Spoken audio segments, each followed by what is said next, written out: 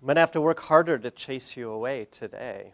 So let me do that. Today we're going to, instead of doing an overview of a bunch of different applications, I'm going to pick one that I've worked on in the past couple of years, and then focus on that. And then during tomorrow's lecture, we'll go back to staccato, big picture, lots of different ideas with an emphasis on open problems. But today I want to talk about a particular application of topology that might be a little bit out of the mainstream of the centroid of interest in this group. Not so much geometric group theory here today. Sorry about that. But there is some cool mathematics and some interesting topology and some genuine applications. The stuff I'm going to be talking about is simple, but it's not very well known to topologists, and I really think it ought to be, and I really think you'll like it. So today, what are we going to talk about? Well, we're going to talk about sensors and sensor networks, and the, whoops, come back. One of the things that you notice if you start looking through the popular press at various articles on new types of sensors that are being developed is that there's this steady stream of improvement, of increase. You keep seeing more and more interesting sensors that are being developed. Good, this is working out. Now, we're kind of used to that. We're kind of used to Moore's law making the computers better and better every year, making our cell phones better and better every year. What hasn't sunk in so well, even to us, even though we're mathematicians, is that there's a Moore's law for mathematics as well, that there's exponential increase in mathematics. And you can actually set up a fairly precise contest between Moore's law for computer chips, for processors, for transistors, and Moore's law for mathematics. And in all the examples that I've worked out or that other people have worked out, Moore's law for mathematics wins, and the improvements in computation that you get from better mathematics beats the improvements in computation that you get from better computers. If you're trying to solve, say, linear programming problems, you would be much better off using a 1970s mainframe with today's mathematics than using today's supercomputers with 1970 style mathematics.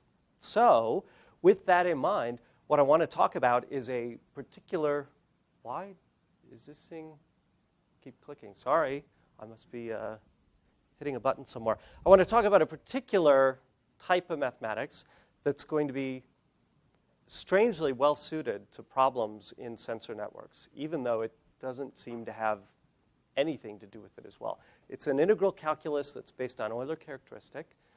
Everyone knows what Euler characteristic is. But let's go over it again, because it's always good to start at the beginning. The way that I think about Euler characteristic is as a generalization of counting. So if you have a bunch of points, what's its Euler characteristic? It's the cardinality, if you've got a finite number of points. If you start connecting these objects together by abstract edges, then of course the Euler characteristic goes down. And it suggests that the right thing to do is to weight each point with a +1 and each edge with a -1.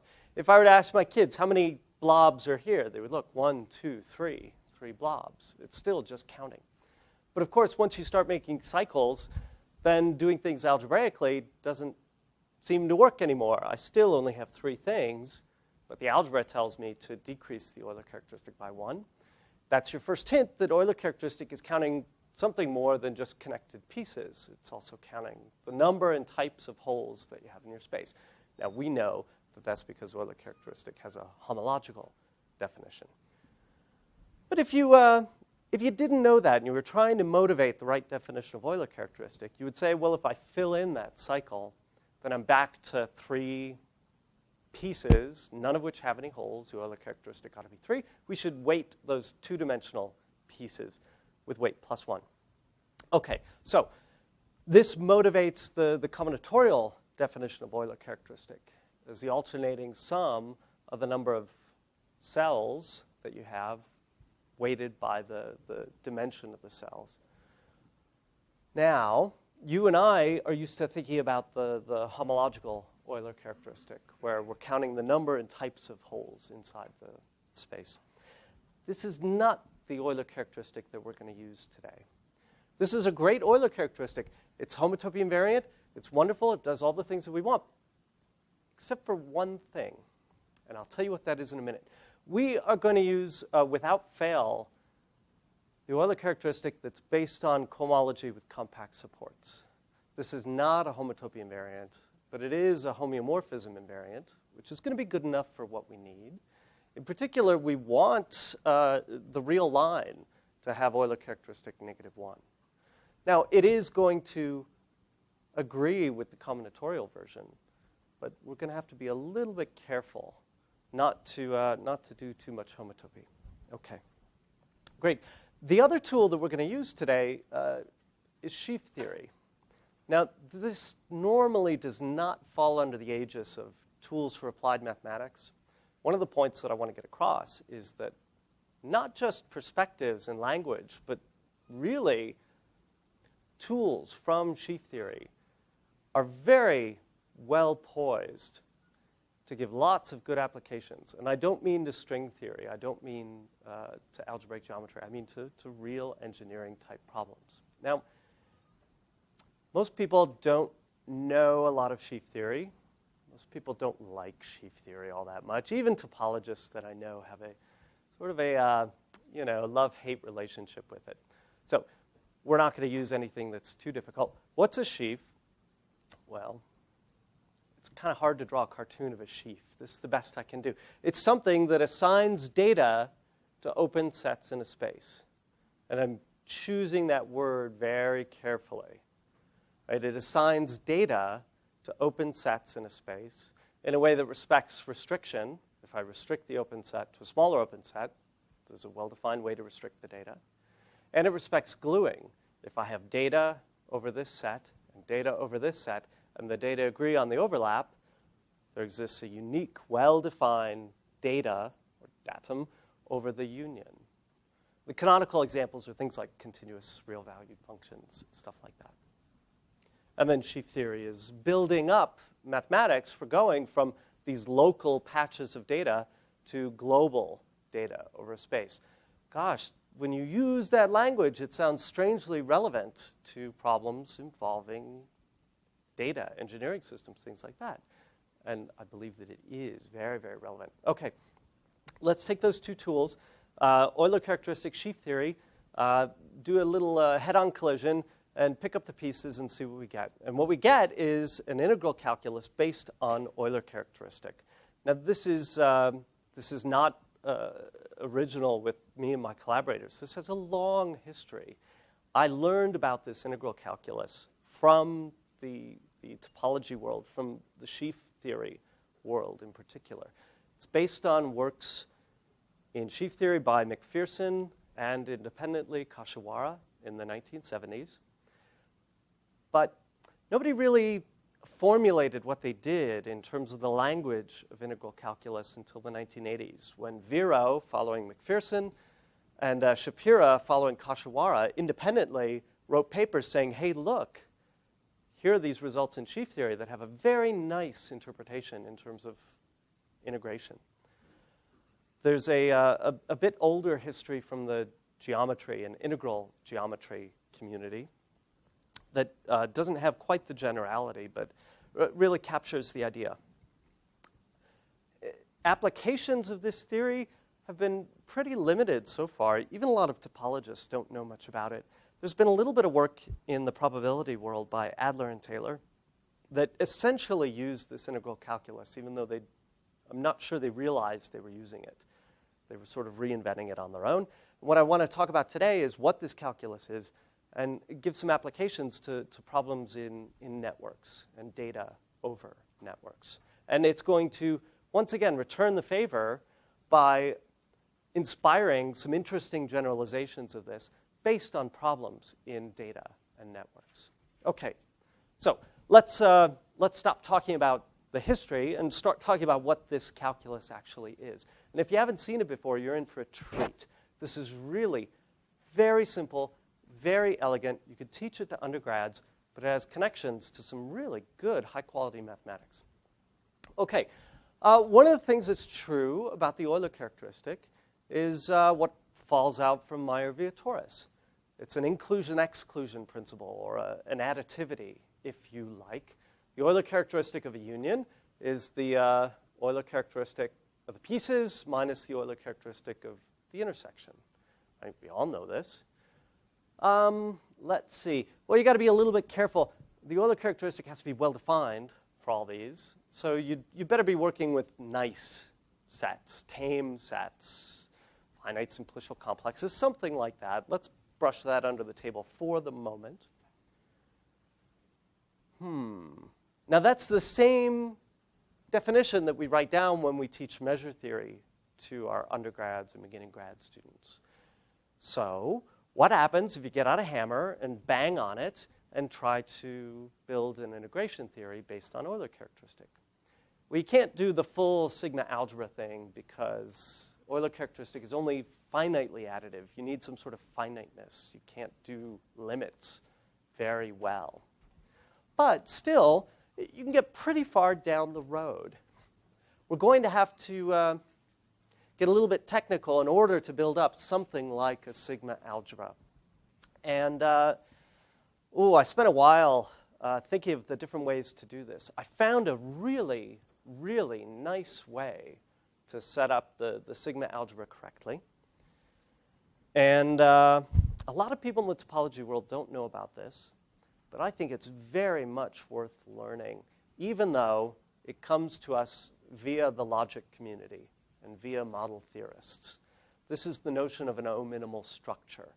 Our goal for this slide is to look at functions that are going to be integrable with respect to Euler characteristic. These are called constructible functions. The rough idea is that we're going to look at piecewise constant functions over a space. Let's say taking integer values, and that have some sort of niceness associated to them. Remember, Euler characteristic doesn't exist for all sets. We have to have some sort of finite decomposition that we can break a space up into in order to count the vertices and edges and two simplices, etc. So we need to restrict to things that are tame, or nice, or good. Those are all overused words in the mathematical lexicon. Let's give it a precise definition. And the folks who have really worked out the right definition for tame are the model theorists. So let's take a little detour and talk about what it means for a set to be tame. A very nice approach to this comes in what's called an O-minimal structure. O-minimal stands for order minimal, which comes from model theory. Forget it. Don't need to know that. What the logicians have done is said, what are the minimal set of axioms that we need on a collection of spaces in order for them to be nice, in order for them to be tame, in order for everything that you want to be true. And here are the axioms. They're all contained in this wonderful book by Lau van den Dries. It's very thin. It's inexpensive. It's easy to read. I suggest you get a copy. You could teach it to advanced undergrads and learn some very good stuff. An O-minimal structure is a sequence of collections of subsets of Euclidean n-dimensional space, one for each n. And these are the tame subsets. These are the nice subsets.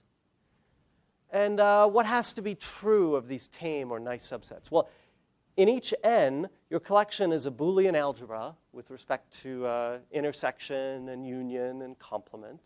So, the union of tame sets is tame. The intersection of tame sets is tame, etc. Has to be closed under cross products. If I take a tame subset of R2 and a tame subset of the real line, and I take their cross product, I get a tame subset of R3. That's sensible, right? Yes. Nod your head. Very good. It's closed under projection. If you get rid of the first coordinate, if I take a tame subset of R3 and I project down to the coordinate 2 plane, I get a tame subset. That seems like a reasonable axiom. Yes, yes, good. Here's the kicker. This is the one that really makes the theory work. What are the tame subsets of the real line? They are finite unions of points and open intervals. Why not closed intervals? Well, you could just add some points on the end. That would work. Maybe the open intervals are semi-infinite. That's okay.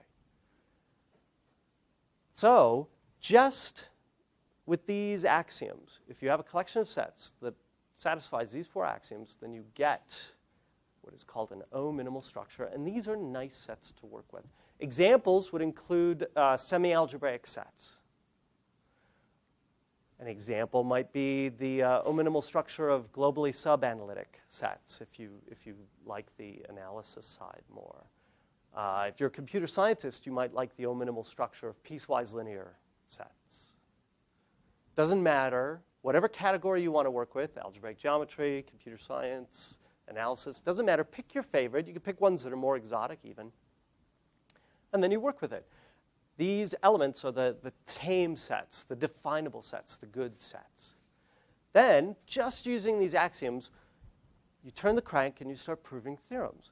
Theorems like any tame set is triangulable. You can break it up into a finite union of things homeomorphic to open simplices. That means you have a well-defined Euler characteristic just by counting these open simplices. Very, very nice. The constructible functions are going to be integer-valued functions whose level sets are tame and locally finite.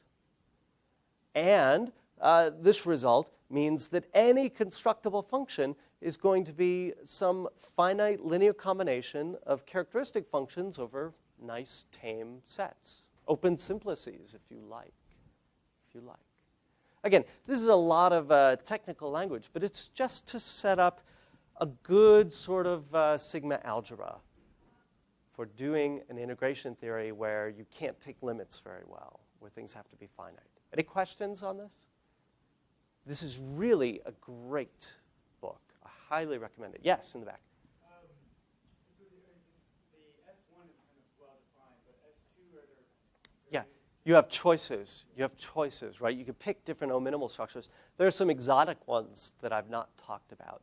And you don't even need to use the reals here. You could use any ordered field. So you could start doing p-adics and things like that. But Euler characteristics still make sense for it.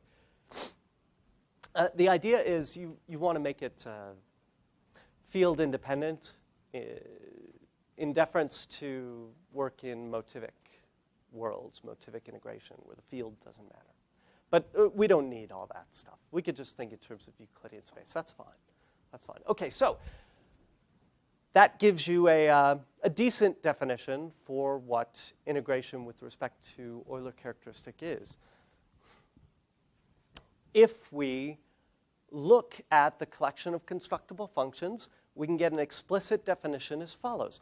If I have this piecewise constant integer-valued function, and I want to integrate it with respect to Euler characteristic, what's the only thing that makes sense? Well, we know that this function is a finite linear combination of weighted indicator functions. Integration, whatever it is, had better be linear, right? So I can switch those around and then pull out the constants. And what's the integral of a characteristic function? With respect to a measure, it had better be the measure of the set. That's the only thing that makes sense. And there you go. That's it. By the Meyer-Vietoris principle, it doesn't matter how you break your space up, how you break your constructible function up, how you decompose it. That doesn't matter. OK, hooray, that's good. So that's an integration theory. We can start doing calculus based on Euler characteristic. Now, there's a slightly different way to define this integral that's a little more formal, a little more abstract, very, very useful. Let me take a moment and go over this from the sheaf theory point of view. Work of McPherson and Kashiwara give this integral as a certain canonical operation on the sheaf of constructible functions. Constructible functions, just like continuous real-valued functions, form a sheaf. Right? It makes sense if you talk about local patch to talk about piecewise constant functions over that patch. And their observation is that the induced push forward on sheaves of constructible functions really is this integral. What do I mean by that? Well, if I have a mapping between a space x and a space y, let's call that f, then any such mapping induces a map on a sheaf sitting over those spaces. I can look at the sheaf of constructible functions over x, and this induces a push forward or a direct image over to a sheaf over y. Now, the relationship to Euler characteristic is as follows. Let's consider the case where y is just a single point, and this map is just collapsing x down to a point. What's the induced push forward? Well, it goes from the sheaf of constructible functions over x to the sheaf of constructible functions over a point. Piecewise constant functions, integer-valued functions over a point, that's just the integers.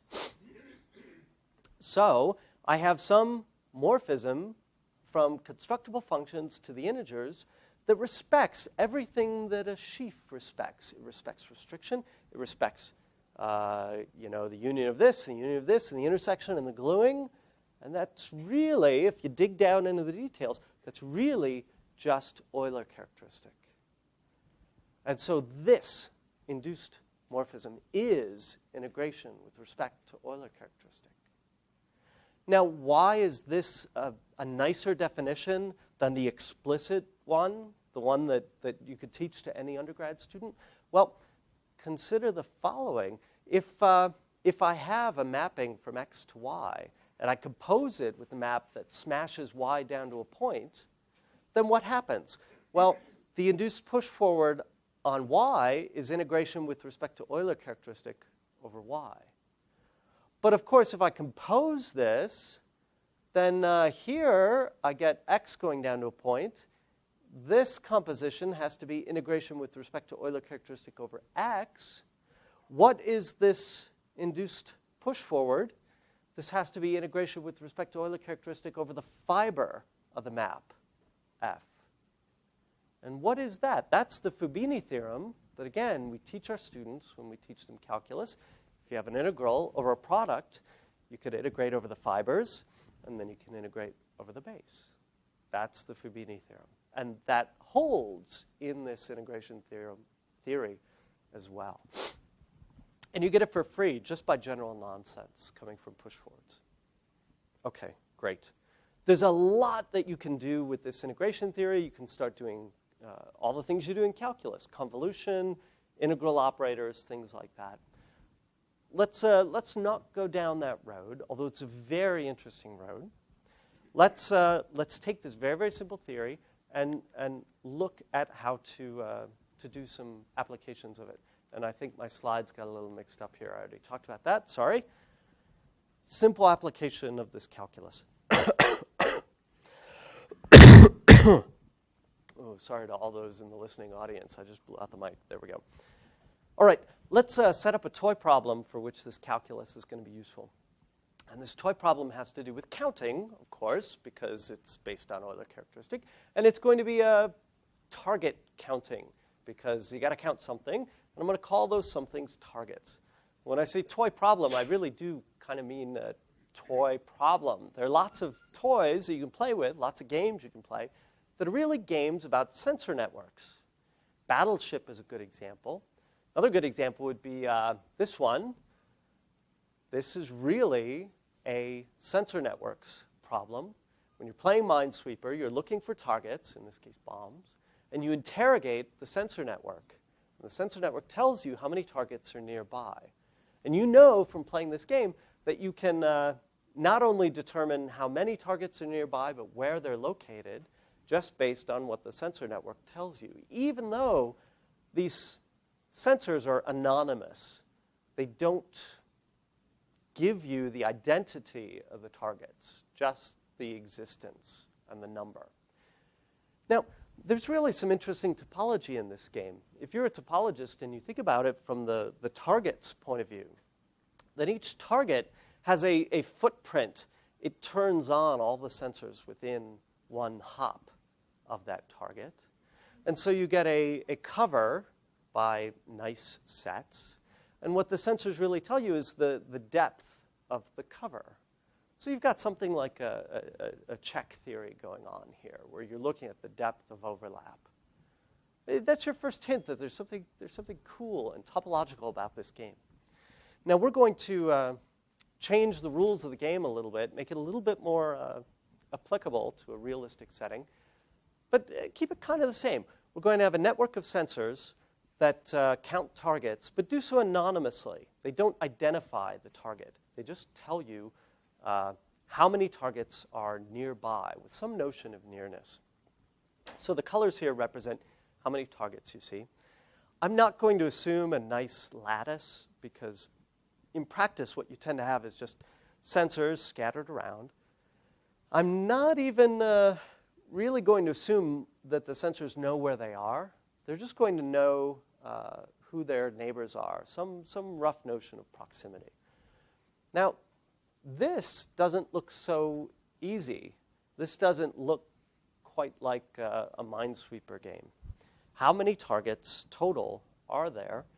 Where might they be located?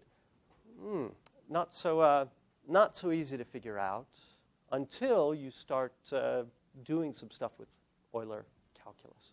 Okay, so here's a simple theorem. This is all joint work with Euler-Baryshnikov. We're going to do what you do in calculus. Instead of thinking of functions as being with a discrete domain, like most functions in applied science really are, we're going to assume that everything operates over continuum. And then when you get to the real world, well, you deal with it later. So let's assume that our targets live inside of some space. We'll call that space W, a workspace, a target space. And instead of having a network of sensors, some finite number, I'm going to assume a continuum. I've got some space of sensors. It might be the same as the space where the targets live. It might be different. For example, you might be the targets, and the sensors might be located in the carpet. They might be in the ceiling tiles. They might be satellites orbiting overhead. Who knows what? But I have some space that parameterizes where all my sensors are located. Call that X. Each point in X is a sensor that looks on some region of the target space and counts how many targets it sees. Again, anonymously, without doing identification. Conversely, each target turns on some collection of sensors, some footprint that it lights up. Call that its support, or its footprint. And I'm going to call that footprint U sub I for each target I. And then what the sensor returns is a constructible function, an integer-valued function that at each point records the depth of overlap of these, or the number of targets that are seen. Okay. I should add that one of the reasons that we are using anonymous sensors is not just for privacy issues, but because it takes a lot less power to have a sensor that doesn't do target identification.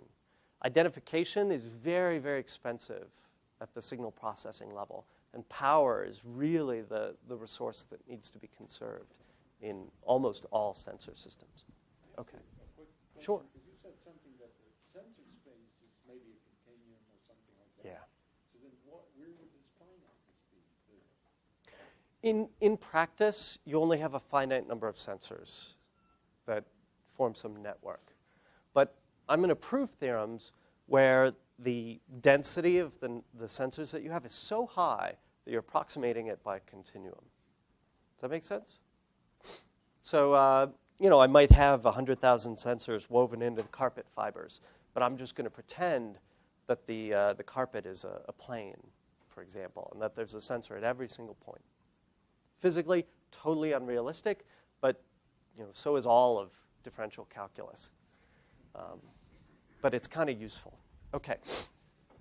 Here's a very, very simple theorem that is a little bit surprising at first. If you assume that all the target footprints, all the target supports have the same Euler characteristic, say n.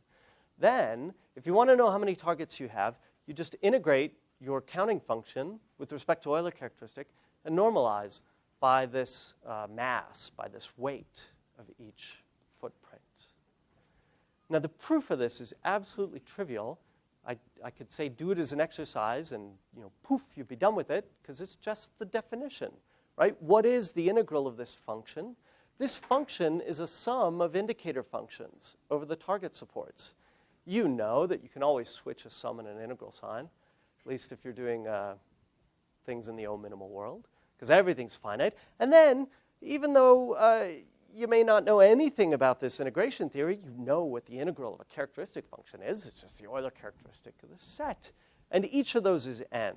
So there you go. That's it.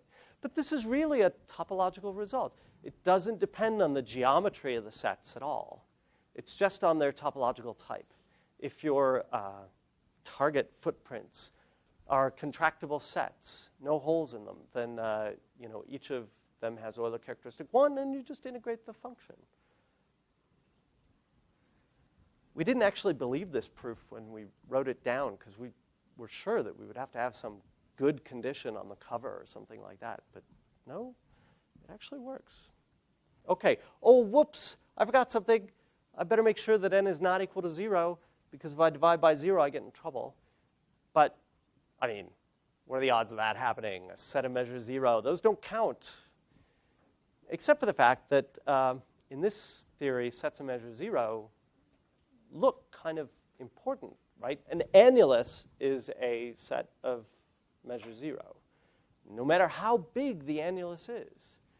And this really does come up in practice. If you had a bunch of robots moving around, and what they're counting is beacons, little light sources or radio sources, something like that, then it might be the case that you can't see the beacon when you're sufficiently far away. But also, if you get sufficiently close, the beacons are up high and your robot's a little robotic cockroach, then you can't see the beacon. That would mean that your support is an annulus in the plane, a set of measure 0. How could you count how many beacons there are?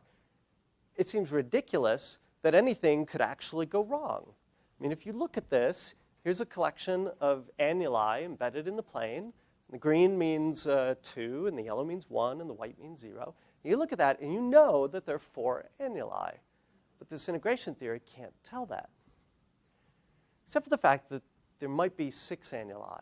There might be 2. There might be 10 or 12, depending on how you break it up. There really is a non-uniqueness in this example. Sets of measure 0 really do cause problems. And that's a hint that this is not as trivial a result as it might appear from the simple proof. OK. Let's talk a little bit about how you would actually compute these integrals. We didn't talk about that at all. It's not so hard. One way to compute this integral would be to just sweep through the level sets and then compute those Euler characteristics and weight them. That would do the job. You could also take upper and lower excursion sets. The equivalence between these two is actually an example of Stokes' theorem, or the fundamental theorem of integral calculus, more like it, because you use a telescoping sum to get from here to here. And telescoping sums are really the fundamental theorem of integral calculus. There's another way to compute these integrals as well, based on what are chambers or patches, connected components of the level sets.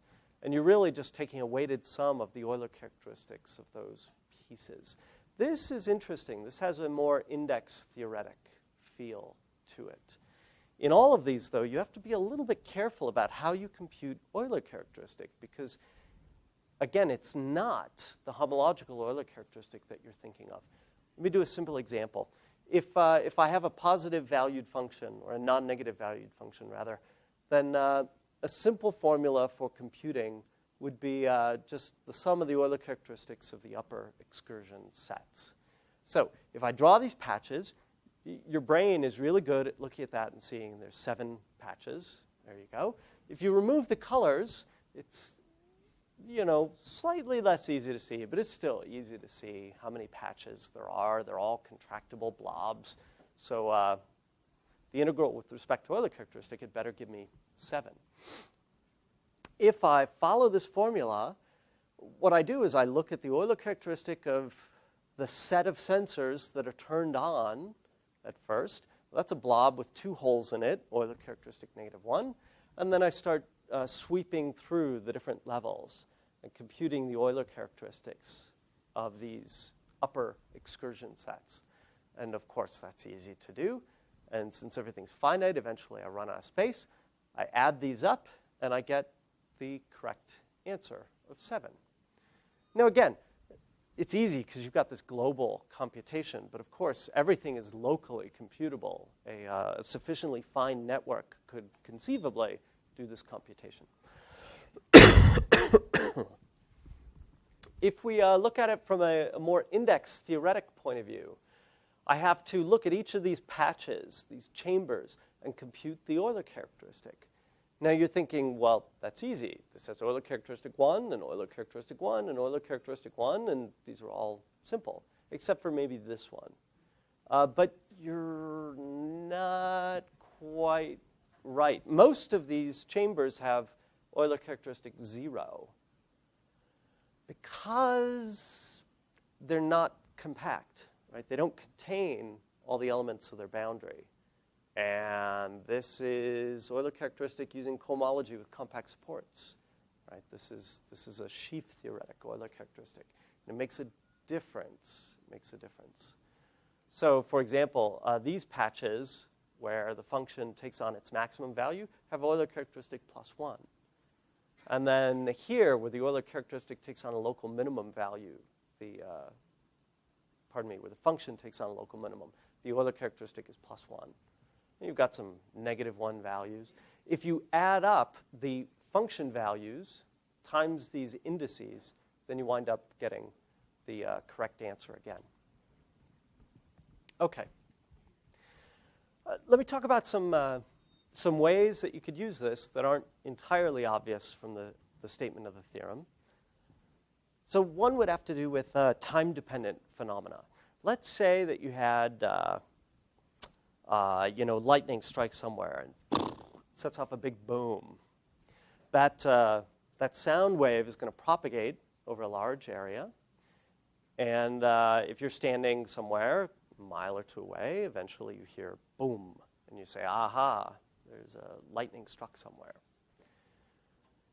I'm from West Philly, so, I don't think about it in terms of lightning. We think in different terms. But, if you had a whole bunch of booms going off somewhere, and you had a network of sensors that just counted every time there was a boom that came by. If you, for the moment, ignore things like echoes and reflections and refractions, things like that, then what you wind up getting is a collection of contractible patches. Your sensors just count every time they hear a boom, and that gives you this depth of overlap. If you were to integrate this function with respect to Euler characteristic, you would wind up getting the total number of events or lightning strikes or that went off. Well, what's so interesting about this? The interesting thing about this is that none of these sensors have a clock. They never record when they heard a boom. They never try to figure out from what direction they heard it. They don't care. They're using just how many booms they heard. That's a minimal amount of information. Why does that matter? It's very hard. When you have clocks over a network, it's very hard to synchronize clocks. This is a known difficult problem. And if you're asked an engineer to solve this problem of counting how many events happen with waves propagating, the first thing everyone would do is say, well, you record the time when you heard the boom, and then you compare the times with your neighbors and figure out which way things are going, et cetera, et cetera, et cetera. We can ignore all that, and by using a little bit more interesting mathematics, get by with less information. That is a good thing. That's a very good thing. Similarly, let's say that, again, we have sensors that count every time an event happens nearby. But now this event is cars driving overhead. Let's say that you have sensors embedded in the asphalt, and you get a bunch of 16-year-olds with permits to go crazy and drive around the parking lot. And every time they go over a sensor, it clicks an internal counter and says, someone just drove over me. How many vehicles are there driving around? Again, it's the integral with respect to Euler characteristic. Now, again, what's interesting, no clocks. The very interesting thing is that you can have paths that cross themselves. That's not a contractible subset of the plane, but it still works out to give you the correct answer. Why is that? Well, on this overlap, the sensor doesn't know that it's the same car that was driving. For all intents and purposes, it may be a different car. It doesn't know. It still disambiguates correctly. And the right way to see this is using some of the results that we talked about before. If you lift to what's happening in space cross time, then the path that the vehicle traces out, assuming it doesn't make any sharp curves, is going to be this nice contractible sausage in space-time. And then if you look in terms of the Fubini theorem that we had before, then what you're really getting is each sensor is recording the integral over the fiber of the temporal projection, the projection of the plane. Each sensor is recording the integral over the fiber. And then when you integrate over the plane up here, you're taking the integral over the base. By the Fubini theorem, you're getting the integral over the full domain, and that's counting the number of contractible pieces that you have. Okay. Well, let's keep on going. We've got a little bit of time left. One of the things that is maybe not so important topologically, but is very important to applications, is how do you actually compute these integrals numerically using a computer? And in particular, what happens when you have a discretized domain, when you don't have a continuum?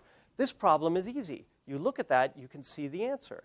Even if I put in a nice, dense, regular lattice of points, your brain just conks out. That is not so easy. And it's not trivial to assume that a sufficiently fine discretization is going to work out. That is not trivial at all. In this measure theory, what's the mass of a single point? 1. It's not 0. So all kinds of things go wrong. I have kicked myself in the butt over and over for false proofs of theorems connected with numerical analysis because things are so counterintuitive. When you have not a dense lattice, but a discrete network, it gets even worse. It gets even worse. OK, so here's one thing that we can do. This works really well in the plane. I don't know what to do for higher dimensional integration domains. But for the plane, everything works out great. Even if you have a relatively sparse network where nobody knows exactly where they are. If your network is dense enough so that you correctly get the connectivity of the upper and lower excursion sets. So I have to have a dense enough network so that I get connectedness right. Then we can compute the exact integral via a particular formula. It looks like this. You're going to see exactly where that comes from with one word. That word is Alexander. I'll give you 2 words. Alexander duality. The problem is when we have a network, we might have some holes in the network where we miss things. But using Alexander duality, we can compensate for that as follows. So if I integrate with respect to Euler characteristic, one way to do that is taking the Euler characteristics of the upper excursion sets. Now, this is Euler characteristic. So, of course, it's just Betty 0 minus Betty 1. There's no other higher homology because, it's a subset of the plane. Simple. Great. This is easy. This is just connectivity of the set, which I assume we've got correctly. How do we figure out how many holes are in the upper excursion set? Well, you look at the complement. and you take the connectivity of that. And of course, that's you throw away the large component at infinity, and then you're done. Voila. Very, very simple. Now, we actually use this. And let me show you how this works in practice. Yes, it's okay. Here is a random ad hoc network of 10,000 nodes. They're just laid down at random. The computer doesn't know where the nodes are. I mean, it makes up coordinates so that it draws pictures, but the algorithms don't know any coordinates. And you can see that there are some holes in here where it didn't get sampled very well. If I drop a target like that, then all those sensors register the existence of one target. I might have some additional targets. Ooh, let me not do that, because if I go to the boundary, it messes up my code a little bit, sorry. And then I'm just going to keep going, and maybe I've got some more complicated shapes that go around like that. Who knows? And voila. After a while, it starts getting messy, and it's not so obvious how many guys are running around. Now, once you put a sufficiently high number down and you integrate with respect to Euler characteristic, you're not going to get the right result. You're going to be off. Let me integrate and see what happens. Ooh, yeah, I'm off by quite a bit, in fact. Usually it's off by epsilon, which is plus or minus 1, because it's an integer-valued theory. That kind of stinks. But in this case, it's off by 3 epsilon. Some of the culprits are right around here, where it's not sampled very well. Right around here, you can see it's a little bit too sparse. Ooh, things get even worse if we assume the very realistic situation where I have some noise. Here, 20% of the nodes screw up and give me a plus or minus 1. If I integrate that with respect to Euler characteristic, I'm off not by epsilon, but by an order of magnitude. And this is a very realistic assumption that only 20% of the nodes go bad. That's the kind of thing that happens in practice. Oh, crap. Well, back to the drawing board. Let's keep on going. Let's see. 12 minutes left. I think I can get through this. No, actually, I'm going to skip this. Sorry about that, because I really want to get to some of the cool and interesting stuff mathematically. All right, one of the things that we'd like to do is to do real numerical analysis in this integration theory. That sounds grungy. That sounds like the kind of thing that I wouldn't want to talk about to an audience of topologists. The wonderful thing is that this is where the real interesting topology comes into play, is in the motivation to do numerical analysis. If you have a discretely sampled integrand and you're a calculus student, what do? You take a piecewise linear extension, and then you integrate that, right? Can we do that in this case? No, because this integration theory is meant for integer-valued functions. Does not work for real-valued functions. But let's be ignorant, and let's get out a hammer and try to make it work for real-valued functions. So first thing that we're going to have to do is have nice, tame, real-valued functions. Can we do that? Yes. You can look at the definable functions. These are real-valued functions whose graphs in the domain across the reals give you a tame set. That works. And then I'm going to go back to being a dumb calculus student, and I'm going to do what any calculus student would do in this context. I'm going to take a Riemann sum. I'm going to take an approximation of this integrand by step functions. Step functions are integer valued, at least if we rescale. I know how to integrate that, and then I can blow it back down. How would I do that? Well, let's see. I could take the blow up of the function, rescale it, take the step function approximation, normalize, take a limit as n goes to infinity. This integral makes sense. Good news, this limit exists. The slightly bad news is that this limit exists as well, depending on whether you use an upper or lower semi-continuous step function approximation, and the limits are not the same. Again, because the Euler characteristic of a single point is 1. And so the difference between moving the point here and moving the point here changes things dramatically. it gets even worse. These integral operators, although well-defined, are not linear. So you're not going to be able to get these through general nonsense functoriality associated with the sheaves. Not going to happen. Now, functoriality is God's way of telling you that your definitions are correct. So when it's not functorial, that's God's way of telling you that you've done something wrong. Fortunately, I didn't really pay any attention to this, and Euler and I just kept on working. Because there is something useful about this way of doing integration. First of all, they have a nice interpretation in all of this O-minimal stuff. O-minimal theory tells you that if you have a definable real-valued function, you can break it up into functions over simplices, open simplices, and over each simplex, the function is affine. No crazy stuff. If you have an affine function on an open K-simplex, then the integral with respect to this lower Euler measure is just the Euler characteristic of the simplex times the infimum of the function on the simplex. And the upper measure gives you the supremum of the function on that simplex. Of course, if you had an integer-valued function, they would be the same, and you'd recover the same old theorem. Okay. It gets even a little bit better. If you really dig down, then you find a nice interpretation of these integrals, upper and lower, with respect to Morse theory. The right way to do it is with respect to stratified Morse theory. If you look at the graph of your definable function, which may or may not be continuous, doesn't matter, then you can think about the graph of that function as being a subset in your domain across the reals.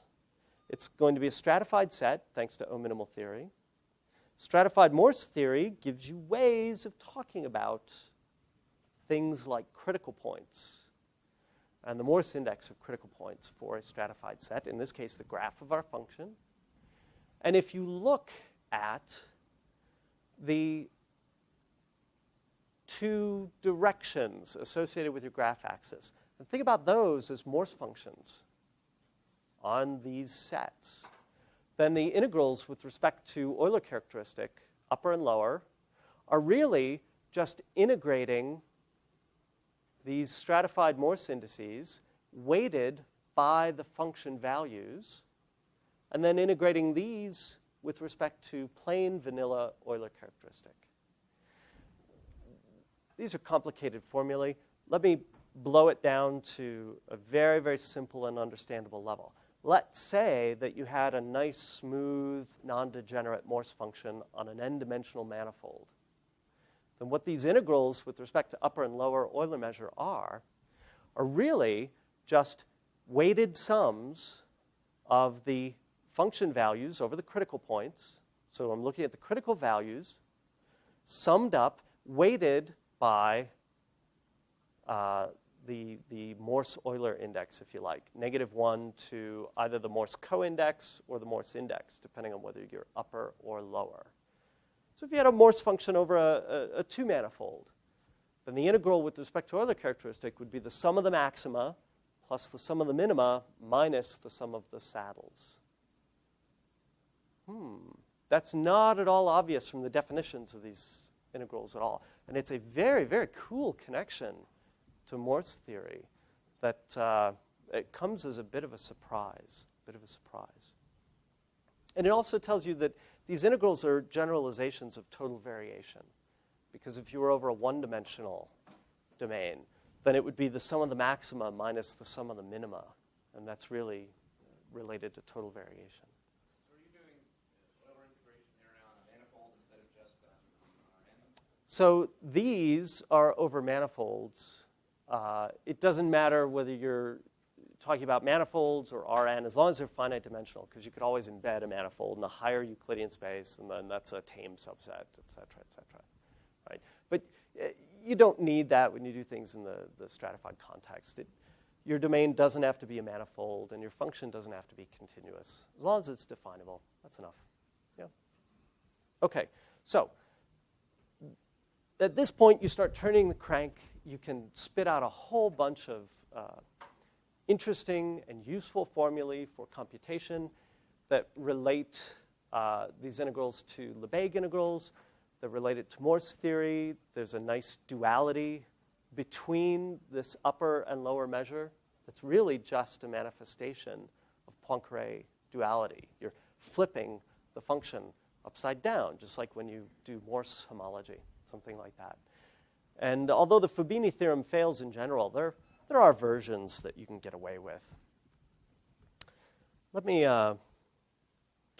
skip some of the applications of this. You'll have to believe me that once you have this real valued theory in place, that it's useful in sensor networks that measure an intensity value as opposed to an integer value, that it's useful in terms of mitigating errors, things like that. If I were to go back to the software that we had, remember how this went really bad when we added noise? If I do a convolution with a smoothing kernel with a little bump function, then what that gives me is no longer an integer valued function, but a real valued function. If I integrate that with respect to Euler characteristic, then I get an answer that was really close to what I originally got.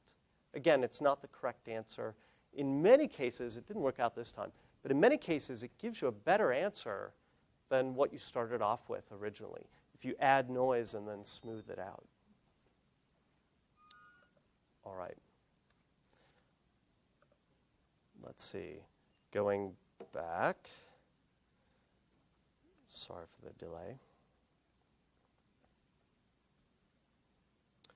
Let me skip ahead, skip over the integral transform section, and just wrap up by saying a couple things that are directions where this theory could go.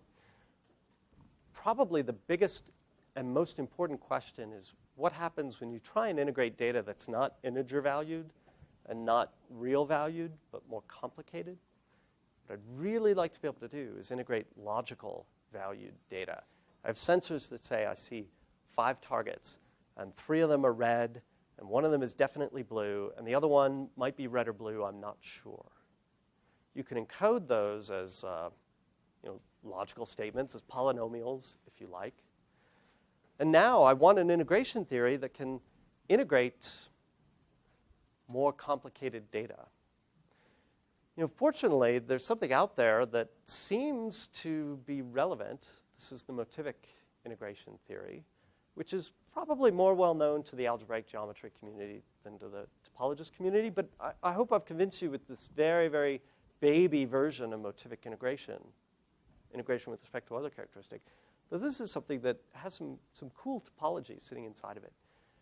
And if I ever get to the point where I understand Motivic integration well enough to use it, I have a feeling that it's going to be very useful.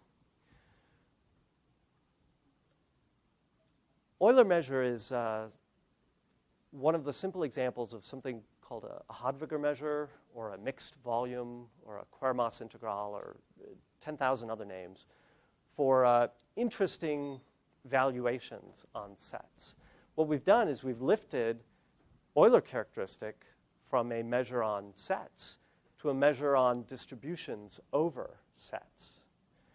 One can do the same thing with mean length or other mixed volumes or Hadwiger integrals. If you know what those are, then you know what I'm talking about. If you don't, well, subject for coffee break.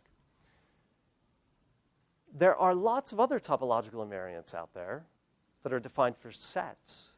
How many of those can be lifted to distributions over sets?